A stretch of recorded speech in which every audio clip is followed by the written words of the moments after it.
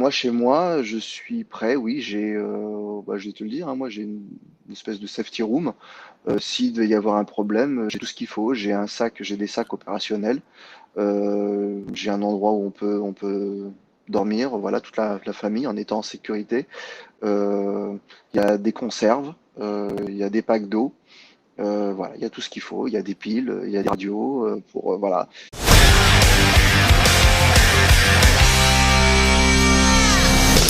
Et bonsoir les amis, soyez les bienvenus dans le Hit Club. Le Hit Club, c'est un club de réflexion que j'ai créé en mars dernier avec des émissions quotidiennes qui ont comme leitmotiv comprendre la société pour ne pas la subir. L'émission du mercredi, c'est l'entrevue avec l'invité de la semaine. Et ce soir, je reçois un habitué puisque nous avons fait de nombreux lives ensemble sur Instagram et que sa dernière venue dans le Hit Club date du 4 juin 2020. Nous avions discuté du mouvement Black Lives Matter, un sujet hautement controversé, mais c'est le but du Hit Club, ce club de réflexion qui se veut un lieu d'échange et de partage en totale indépendance, puisque c'est vous, chers membres du club, qui financez cette chaîne hautement novatrice.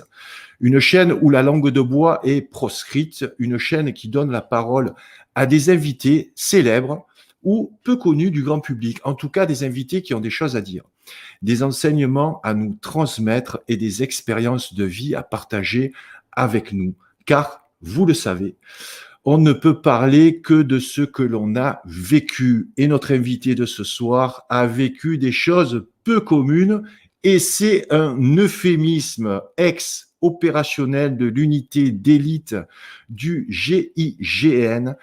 Il est aujourd'hui un auteur à succès avec son premier livre GIGN, Confession d'un Ops, vendu à plus de 50 000 exemplaires. Et son deuxième livre qui suit le même chemin, Feral, cette force qui existe en nous.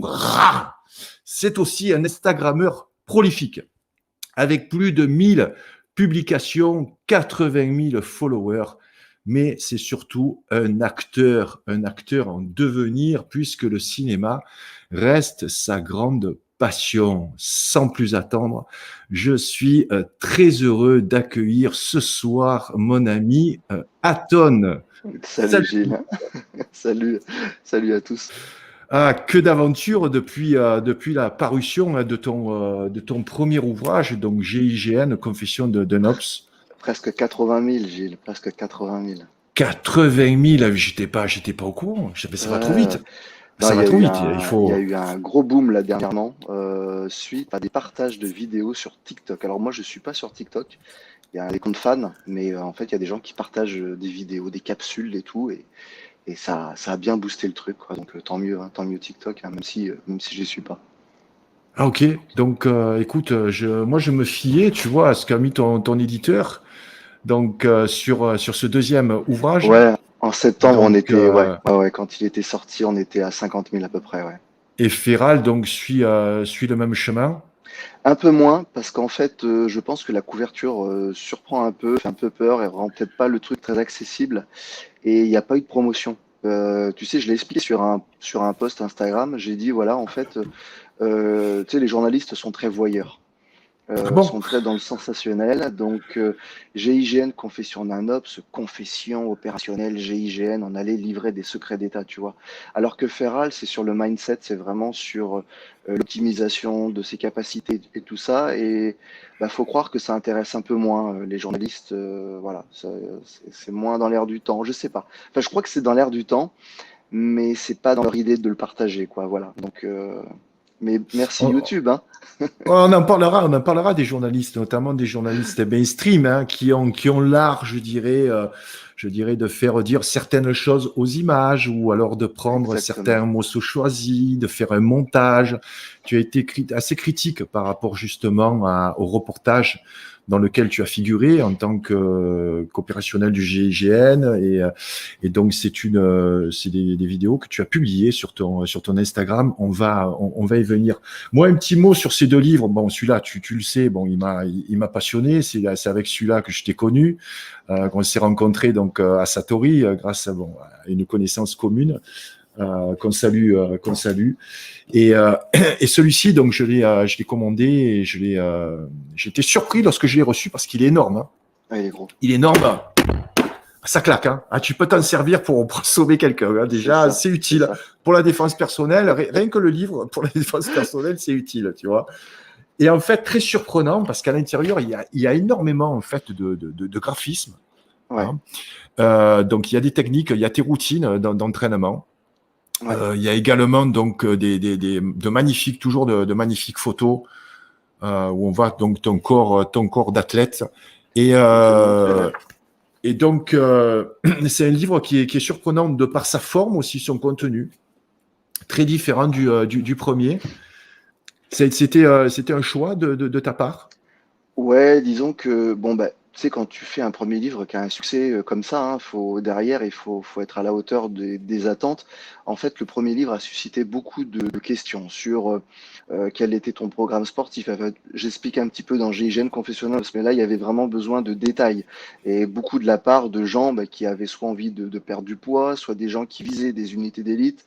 Et puis aussi sur le côté psy, sur le côté mental, à savoir, voilà, tu t'es remis d'échecs, parce que dans ma vie, comme dans la vie de tout le monde, on vit pas que des réussites, hein, on vit aussi beaucoup d'échecs, et surtout quand on a de l'ambition, tu sais comme moi que on se heurte à un certain nombre de choses, d'obstacles qu'il faut braver, et parfois ça marche, parfois ça marche pas, mais en tout cas, il faut toujours se relever.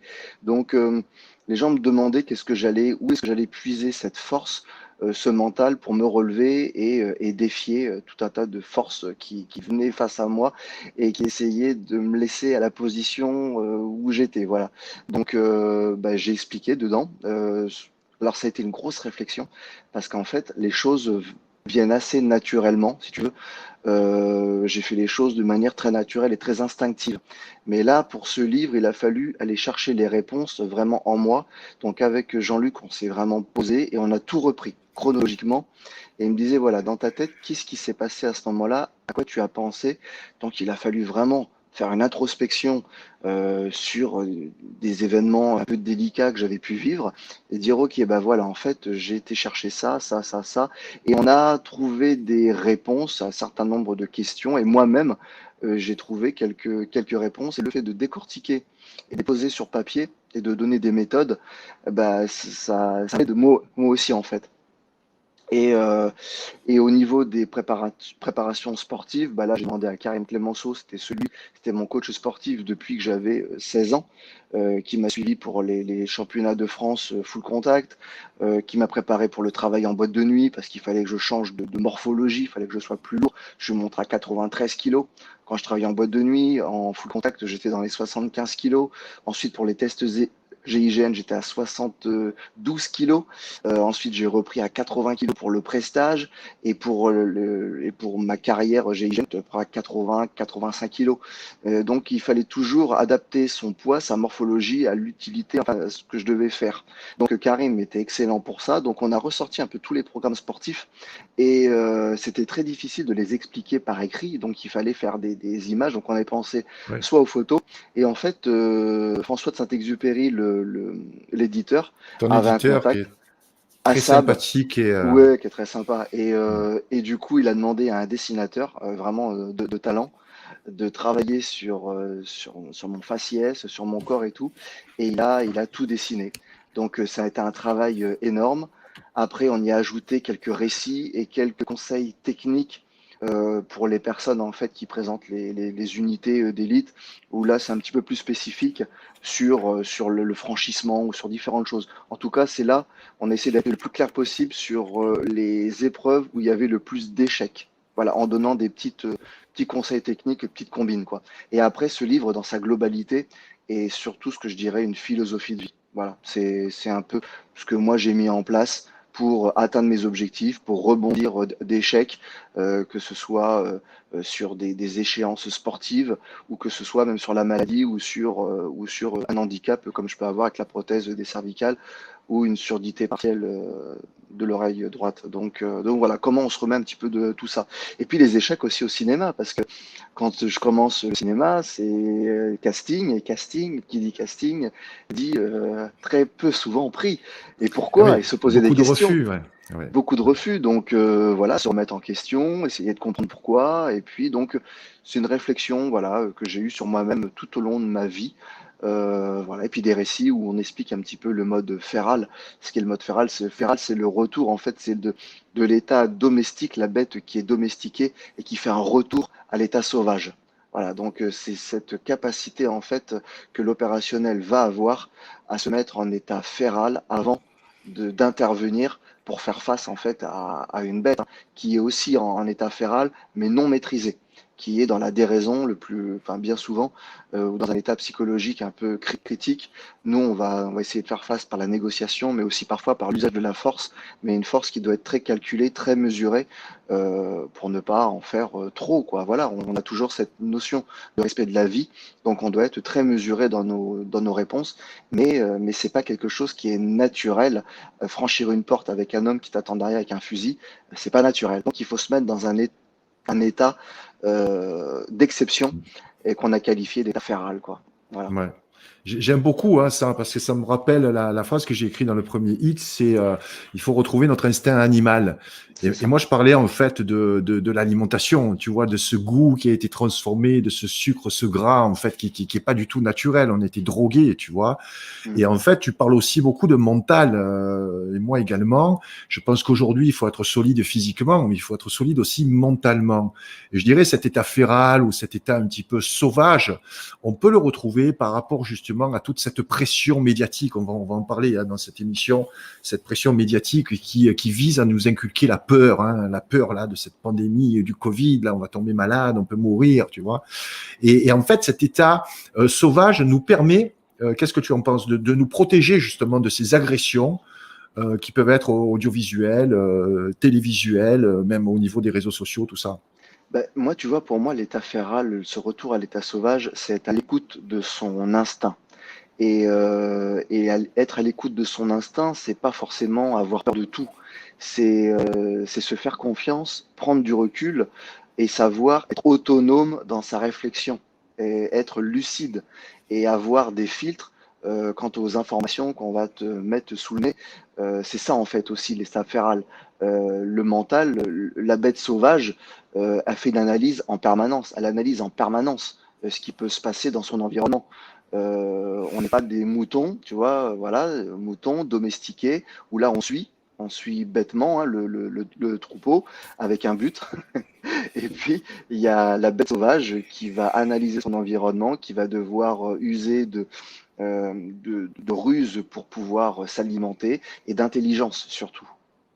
Donc c'est comme ça que c'est ma vision. Et en ce moment, je crois qu'on en a largement besoin de prendre du recul et de ne surtout pas s'alimenter de toutes les conneries qu'on peut nous présenter, que ce soit bien à la télé ou sur d'autres vecteurs de médiatiques.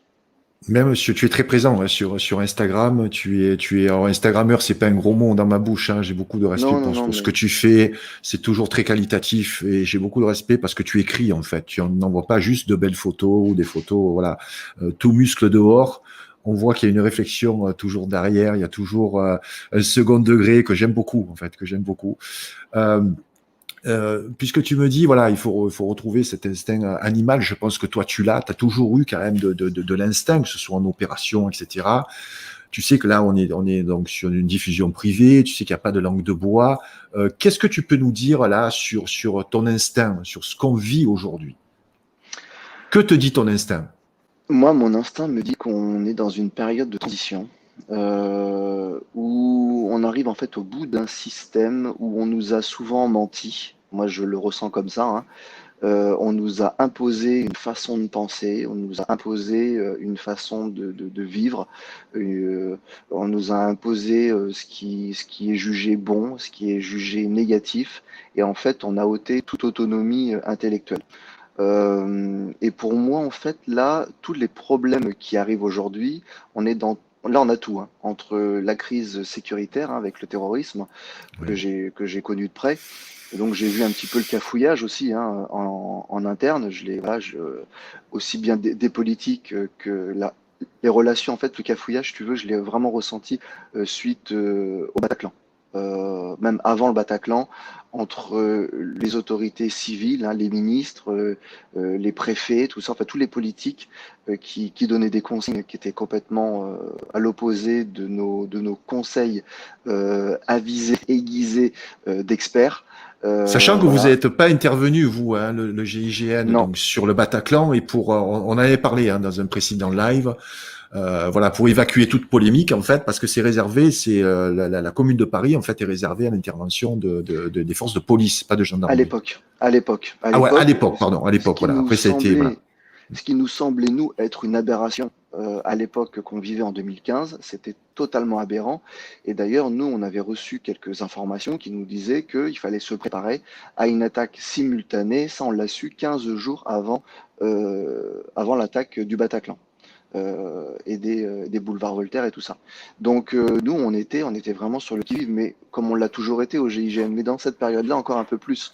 Donc ce qui explique que le GIGN s'est déplacé très rapidement au Célestin, à la gare républicaine, pour se porter sur le Bataclan si besoin et pourquoi pas en collaboration avec la police.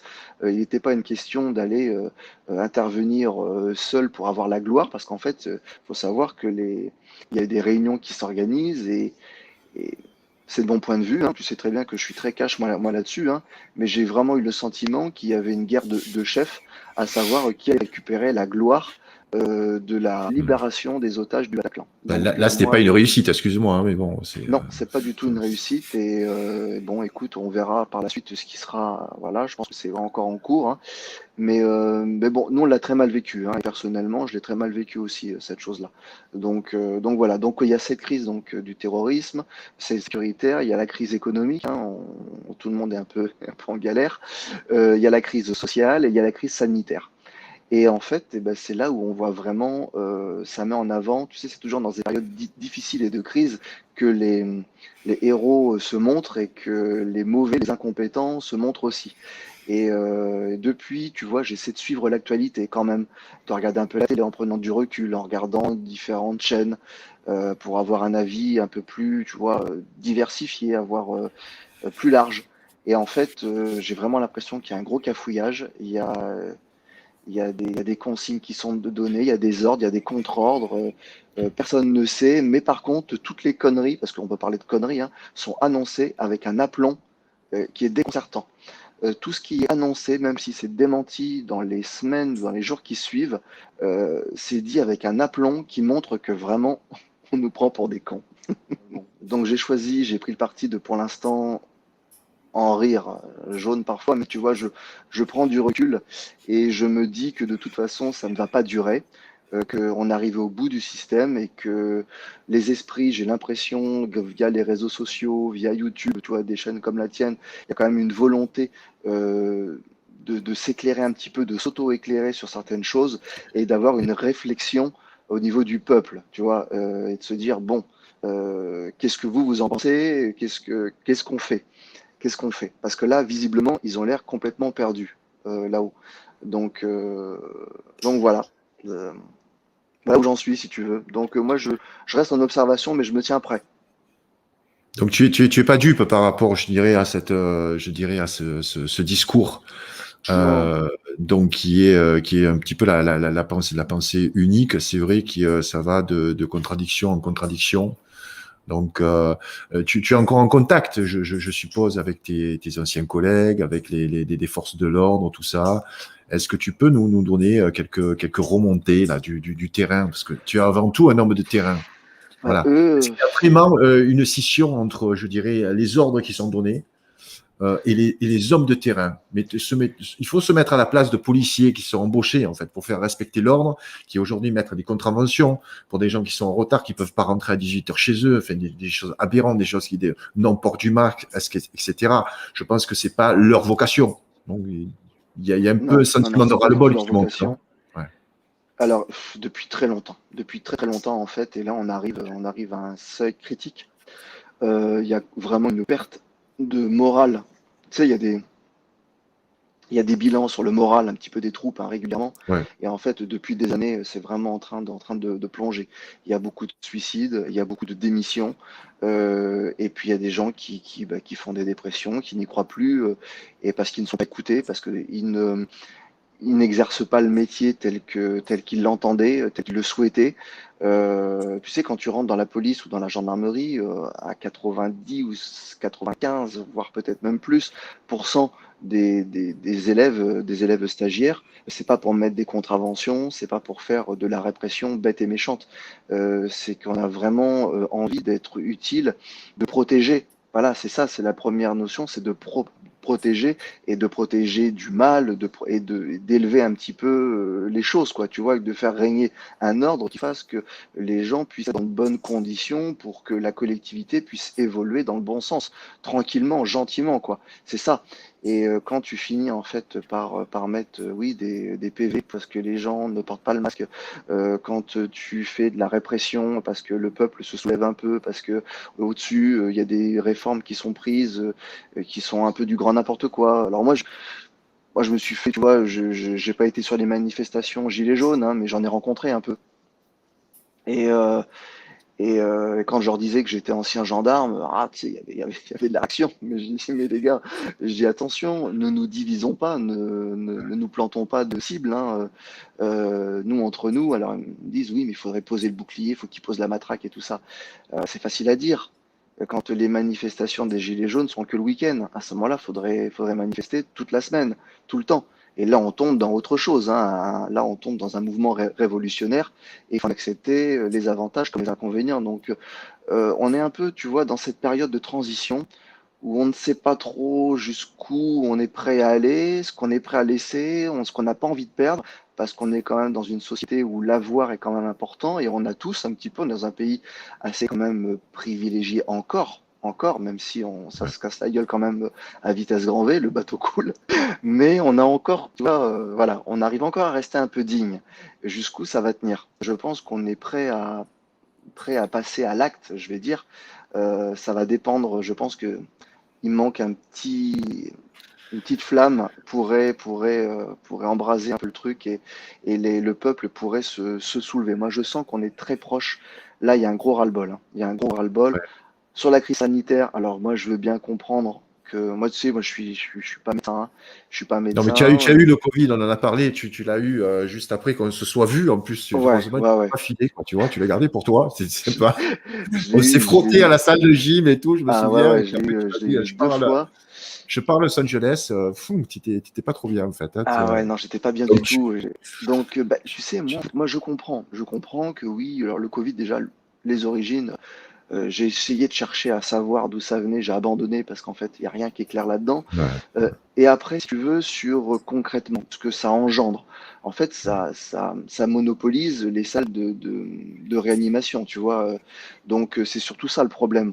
Après, concernant le nombre de morts, oui, c'est important, mais ça me fait pas plus peur que le cancer, tu vois. J'aurais même plus peur du cancer quand même que du Covid. Il y a d'autres maladies, les accidents, enfin, il y a plein de choses qui font que j'ai pas envie, si tu veux, oui, d'avoir peur de tomber dans la psychose du Covid. Hein. On se protège parce que bon, faut se protéger parce Ouais. qu'on n'a pas trop d'infos. Mais dans Mm. le doute, si tu veux, je rentre pas dans la psychose non plus, quoi. Hein. On a encore un cercle d'amis proches. Alors on vit bah, le plus normalement possible. Hein. Ça m'a pas empêché de voir des amis. Voilà, faut faire les choses un peu, voilà, normalement, quoi, sans trop me prendre la tête. Mais maintenant, c'est vrai qu'il y a l'information, je vais la chercher encore, tu vois, je me fatigue plus trop avec ça parce qu'en fait, ça, je pense que c'est une dépense d'énergie qui est un peu inutile. Je fais selon mon instinct. Et pour l'instant, tu vois, mon instinct m'a quand même plutôt préservé. Et souvent, même en intervention, je suivais plus mon instinct que parfois le briefing. Et à chaque Ah fois que j'ai ouais. suivi, Ah ouais, tu avais une réputation pour ça. ouais, ouais, ouais. Et tu vois, bah, à chaque fois, ça a été payant. Ça a été payant. Donc, écoute, moi, j'avance dans cette société un peu qui est très divisée. Et ça, en fait, j'ai l'impression qu'il y a une volonté, hein. Quand on dit diviser pour mieux régner, j'y crois. Ouais. On nous divise avec des, des, des postes, des choses, des informations qui n'ont pas lieu d'être, qui ne sont pas complètes. Il n'y a plus de présomption d'innocence. On cherche, tu vois, on cherche le buzz, quoi, voilà. Et ça marche en fait. Donc moi, sur mon Instagram, j'essaie vraiment d'expliquer humblement, hein, voilà, parce que moi aussi parfois je tombe dans le panneau. Ça m'arrivait, tu vois, de réagir à chaud sur des choses. Mais à chaque fois, je fais ben, mon mea culpa, tu vois, et je vais dire, faut que ça serve. Bah là, je me suis rendu compte que je me suis peut-être emballé sur certaines choses. Et si moi je me suis emballé, bah, je pense que je suis pas le seul. Voilà, ayons une réflexion, que ça nous serve de leçon, prenons du recul, essayons de chercher plusieurs vecteurs d'information, plusieurs sources. Euh, Allons chercher par nous-mêmes, arrêtons de nous alimenter de soupe imbuvable qu'on essaie de nous donner et qui nous divise finalement. Donc voilà, moi c'est un peu le message que j'essaie de porter.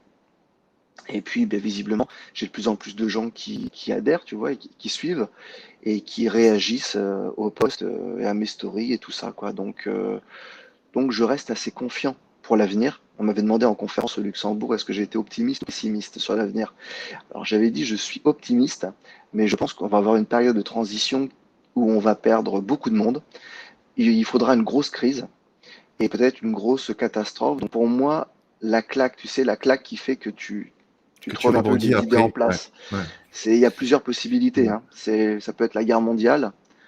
Après une guerre mondiale, il y a toujours une période un peu, voilà, plus faste. Ça peut être la guerre civile, parce qu'on en est. La guerre mondiale, on peut l'avoir. C'est quelque chose qui est envisageable. La guerre civile, c'est fortement envisageable.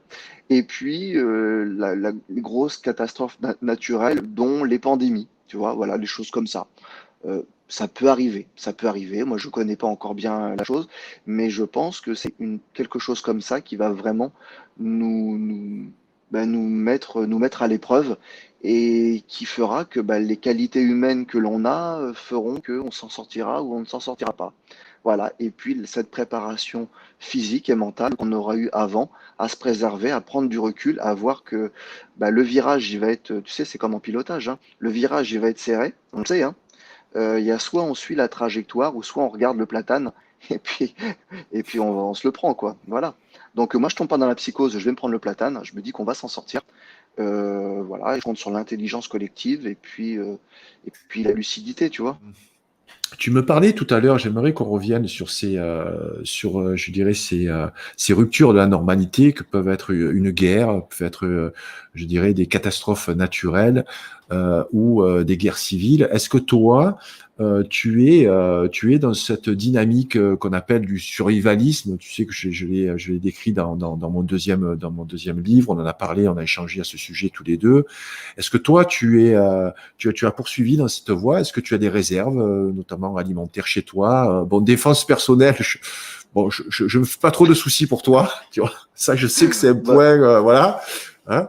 Mais concernant voilà ces ruptures de la normalité, est-ce que tu as pris des précautions et des bah, devants? tu sais, moi, Gilles, moi, je vais être très honnête, hein, avec toi, avec le public. Moi, j'ai toujours été un peu. Alors, on dit que les militaires sont parano. Très certainement. Alors, mais en même temps, tu vois, prévenir ne fait pas mourir. Donc, moi, je préviens beaucoup. J'ai formé un peu mes enfants, ma femme. Tu vois, quand j'étais à Satori, je les ai emmenés au stand de tir. Ils ont tiré à tout un tas tout ce qui existe en fait, fusil, que ce soit du 22 long rifle au pistolet, tu vois, automatique, au 357, au fusil mitrailleur, au fusil tireur d'élite, ils ont tiré à tout, fusil à pompe, tout.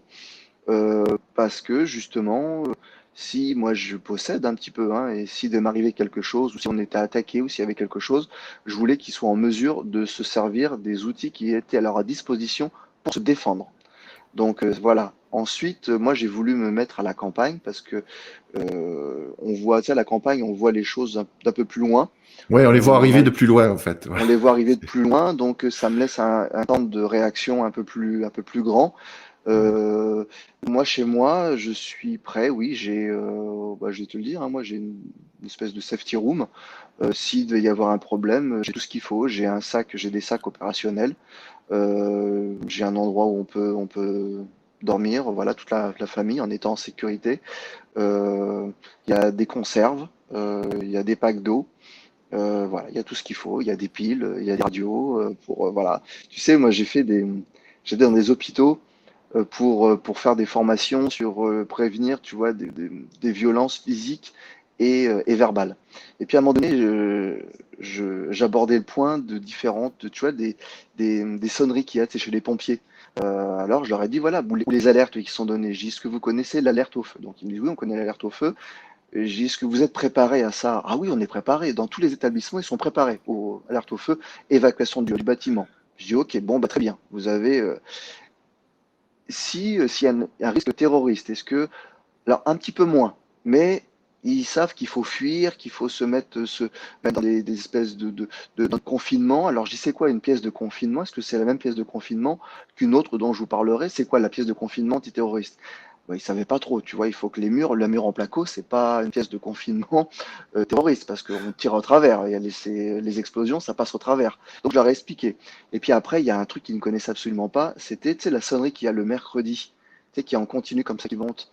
La sonnerie Oui? du mercredi, c'est la sonnerie, tu sais, pour, pareil, qui aurait en cas d'attaque ou d'accident NRBC, nucléaire, Ok. bactériologique et tout ça. Et en fait, je les mettais dans situation de surveillance. J'ai dit, bah, écoutez, voilà, on vient d'entendre cette sonnerie-là. J'en ai 20 dans la salle. Je dis, à partir de maintenant, on va devoir tout Calfeutré? étanchéifier, voilà, Ouais, tout chiffre, calfeutrer. ouais. Donc, Ouais. qu'est-ce qu'on a? Voilà, donc si vous avez cette alerte-là dans vos établissements, c'est en mesure. Alors, il vous faut du scotch, il faut des couvertures, il faut tout ça. Et je leur expliquais, je dis, voilà, qui a à manger? Alors moi, j'ai barre de céréales, j'ai une bouteille d'eau. Vous, qu'est-ce que vous avez? Alors, parfois, une bouteille d'eau. Je dis, on va rester peut-être 3, 4 jours ensemble. Je dis, soit on se la joue la loi du plus fort, cette bouteille d'eau, c'est la mienne, celui qui veut boire dedans, il va falloir qu'il vienne chercher, mais il va prendre cher. Et toi, ta flotte, tu vas me la donner à moi, parce que c'est moi le plus fort. Je dis, ou alors, et tous les gâteaux que vous avez, vous allez me les donner à moi, ou alors, on définit des règles, et puis même, on va être très, très intime, parce que pendant 3 jours, bah, vous êtes tous beaux, hein, vous sentez bon le Ouais. parfum, mais dans Les trois toilettes, les jours, toilettes. les toilettes, comment on s'organise? Ouais. Parce qu'on va être très très intime. Donc voilà, en fait, le survivaliste, soyez prêts à tout. Soyez prêts à tout. Et en fait, bah, là, il prenait une claque. Et j'ai dit, bah voilà, en fait, moi, je pense que dans chaque maison, enfin tous, on doit se tenir prêt à toute catastrophe naturelle, ou tout ce qu'il peut y avoir, quoi, toute éventualité, guerre civile et tout ça. Je vois pas bien comment ça pourrait être déclenché, parce que une guerre civile, donc c'est en fait l'État ne maîtrise plus rien, la police peut plus contrôler en fait je dirais, des révoltes, c'est ça? Tu sais, il faut savoir que la C'est police est quand même très fatiguée. Donc, tu sais, moi, je pense que le manque de reconnaissance aussi peut amener, tu sais, quand un gouvernement n'a pas de reconnaissance envers sa police, que les médias les critiquent systématiquement, ouais. si ça allait un peu plus loin avec les gilets jaunes, à un moment donné, je garantis pas qu'il y ait certaines compagnies de CRS ou je garde mobile qui, à un moment donné, se disent, bon, sur un débordement avec Moi, des des trous. ordres qui n'arrivent pas, euh, parce que tu sais, tous les ordres d'usage de la force ne sont pas dictés, commandés par les autorités militaires ou par les commissaires de police. C'est l'autorité civile, c'est le préfet qui détermine l'usage de la force et qui donne une réquisition qui dit voilà, s'ils n'en ont pas, ben, les gendarmes prennent des pavés et ils ne font rien. Ils ne font rien. Alors après, on rentre dans un autre cadre qui est de la légitime défense, mais dans Ouais. les manifestations, et parfois l'usage de la force va être demandé relativement tôt, parfois peut-être même trop tôt, euh, au jugement de certains manifestants qui vont prendre du lacrymogène peut-être un peu plus tôt que prévu, tu vois, qui va faire que Ouais. ça va se soulever. Voilà. Moi, je ne crache sur personne, hein, ni sur les gens qui manifestent et qui ont le droit de manifester et qui font très certainement bien de manifester parfois. Et puis, bah, les collègues parfois qui sont débordés et qui vont avoir des réactions bah, humaines. Voilà, c'est très compliqué. C'est très très compliqué ça. Hein. C'est vraiment un sujet. Faut le voir dans son ensemble. Ouais. Mais en tout cas, moi, ce que je vois, c'est que c'est des humains tous et que tous sont un peu dans la même situation économique, sociale, sécuritaire, et qui sont tous dans le doute. Donc, faut pas croire que l'État est protégé par une police très forte et qui répondra, si tu veux, doigt sur la couture aux ordres du gouvernement. Moi, je pense qu'il faut, voilà, sans dire que l'armée ou que les forces de police sont révolutionnaires et vont se retourner contre l'État, Bien sûr. mais je pense qu'ils font partie des victimes aussi d'un système et que, à un moment donné, les réflexions et les réflexions collectives peuvent faire que, bah, sur une bavure, tu sais, ça pourrait s'embraser. Voilà, il y a des choses qui pourraient partir d'un feu de paille, hein, et que ça devienne le feu de la Saint-Jean, et qu'à un moment Ouais. donné, bah, les gens disent, bah, tu sais, les policiers ou les gens armés vont dire, bah, moi, je vais défendre ma famille, mais en tout cas, je vais rentrer chez moi et je vais protéger les miens, quoi. Mais je vais pas être absent de chez moi pour me prendre des coups sur la gueule et que, bah, en fait, il y ait personne derrière et protéger des gens qui sont à l'origine Ouais. peut-être de ce soulèvement. Moi, reste très prudent. Je reste très Ouais. prudent.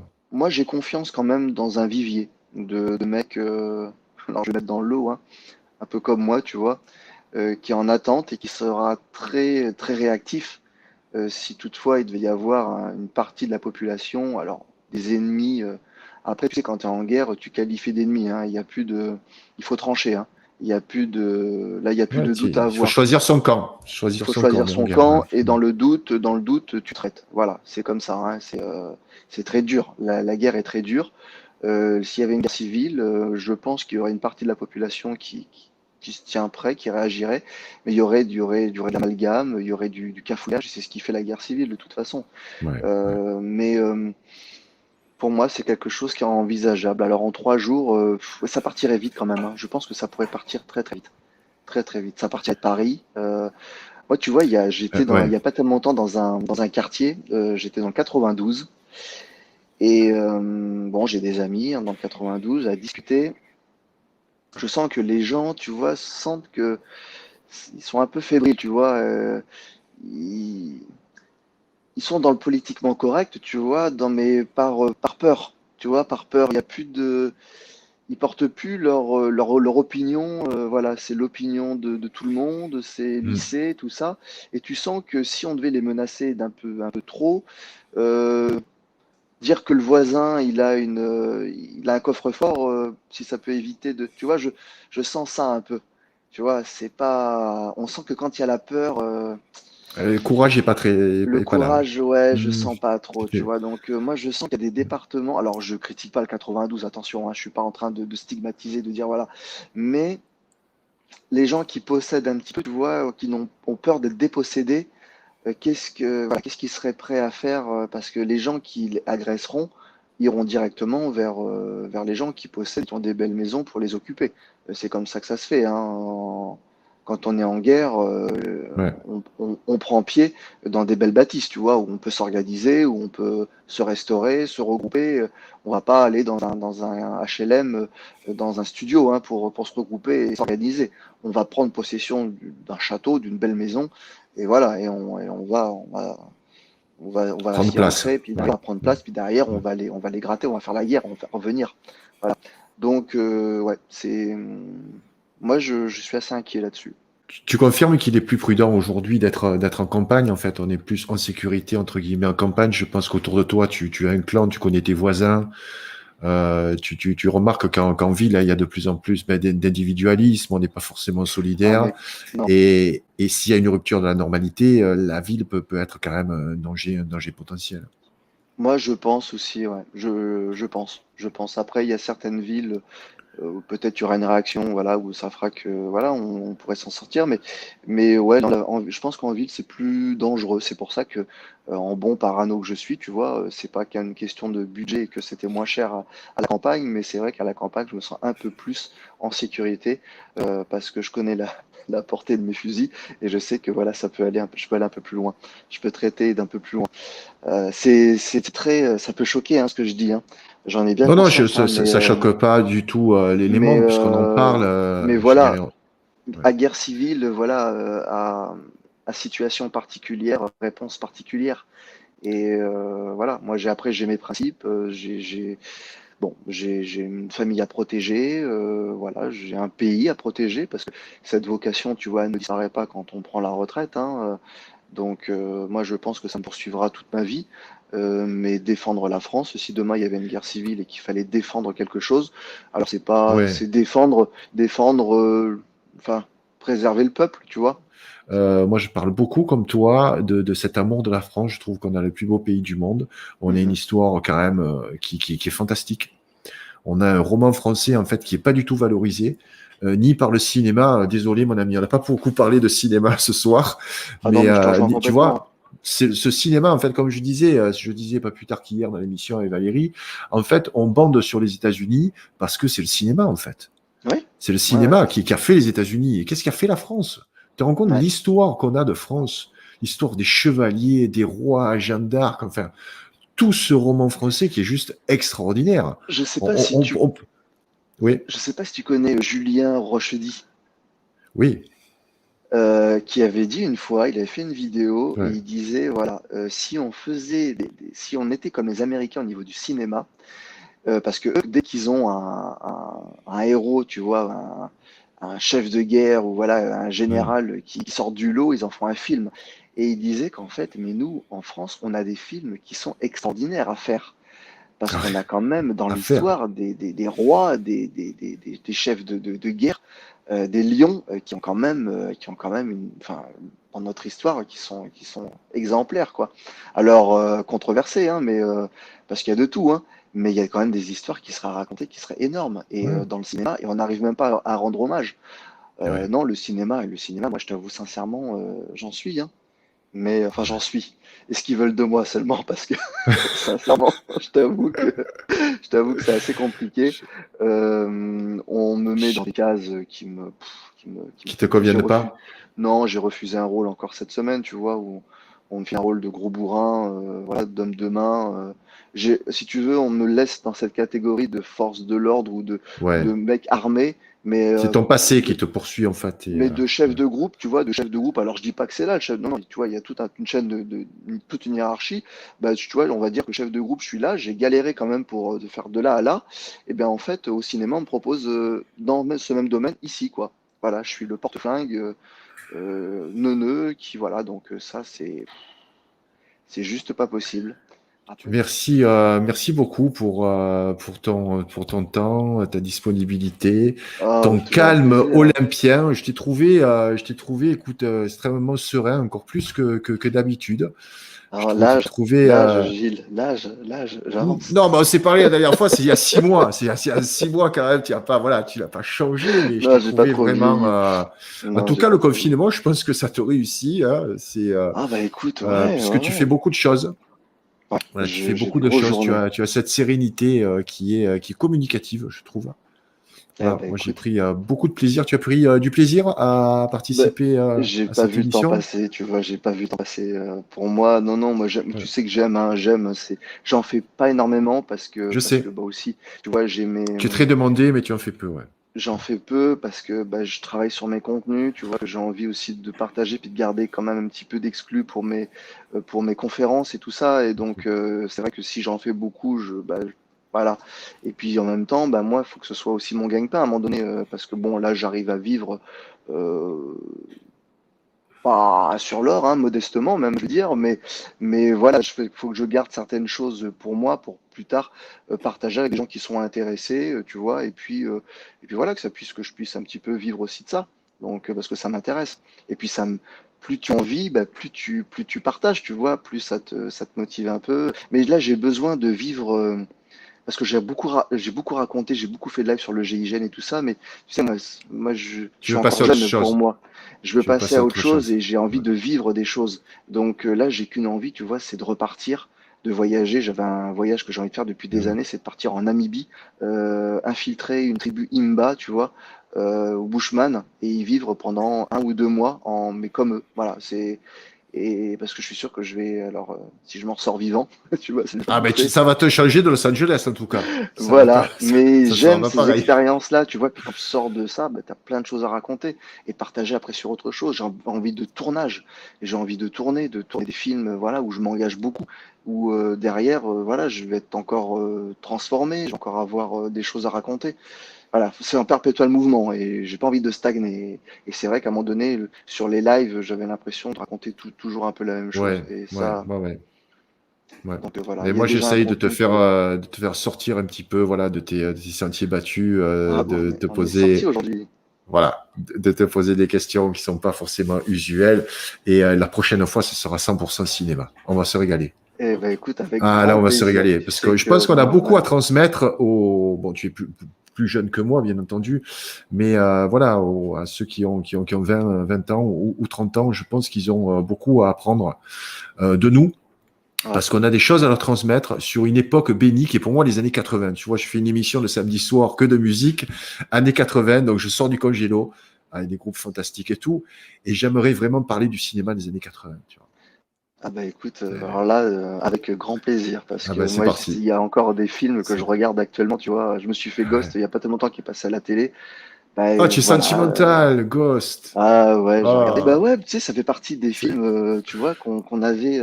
Après, moi, il y a Ouais, toutes les séries des Rocky, les Stallone et tout ça ouais. que je revois. Voilà, alors ça a vieilli, oui, mais bon. Eh oui, Voilà, j'aime bien. Retour vers le futur, tu vois, tous ces trucs-là, moi j'aime bien. eh ouais. Bon, on parlera de ça. Merci beaucoup, Aton. Avec grand Merci. plaisir, Gilles, avec grand plaisir. Merci beaucoup à toi, puis écoute, Et bonjour à toute ta communauté, tous les gens qui te bah, tes suivent. invités aussi, parce je Oui, pense oui, qu'il y parce que avait tes invités aussi qui étaient là ce soir. C'est pour ça que j'ai fait une petite présentation peu habituelle. Merci à vous tous qui nous avez suivis. Vous avez été super nombreux. Vous avez beaucoup parlé. Il y a eu peu de questions. En fait, vous nous avez écoutés. C'est agréable. En tout cas, bon, on a partagé. Moi, je vous donne rendez-vous demain pour une nouvelle émission qui s'appelle Book. Bah voilà, titre super original puisque je vais parler de livres en fait et je vous parlerai de ce livre-là. Je dirai un petit mot parce que c'est un de mes livres préférés quand même que j'ai lu ah voilà bah, ça fait l'année plaisir, passée. Non, ça fait c'est plaisir. voilà, ta vie c'est un roman quand même, tu le sais. Bon, Oui, voilà. mais je m'en rends compte maintenant C'est en plus, voilà, bah oui, ça voilà. fait voilà, ta vie Mais c'est un c'est pas roman et fini, c'est pas fini. qui ne fait que commencer, voilà, qui ne fait que commencer. C'est le Ah, premier tome, tu vois, voilà. tu sais que le chapitre 2, le tome 2, sur ce que je vis actuellement et tout, il y a tellement à Ouais, dire. Il y a tellement à dire. J'apprends tellement. Depuis que j'ai quitté la gendarmerie, j'ai énormément appris. Et j'ai eu beaucoup d'expériences positives et négatives, hein. J'ai tout eu, hein. Tu sais, quand tu rentres un peu comme ça dans la lumière, que tu quittes, passes de l'ombre à la lumière, c'est très instructif. Et sur l'humanité, ouais, c'est hyper instructif. C'est hyper instructif. Mais moi, je tire des enseignements, donc c'est positif. on a Voilà. hâte de lire ça en tout cas. Mais merci Bonsoir les beaucoup à amis. toi. Merci à Ton, merci à vous tous les amis. Passez une bonne soirée, soyez prévoyants et je vous dis à demain dans le Hit Club. Salut.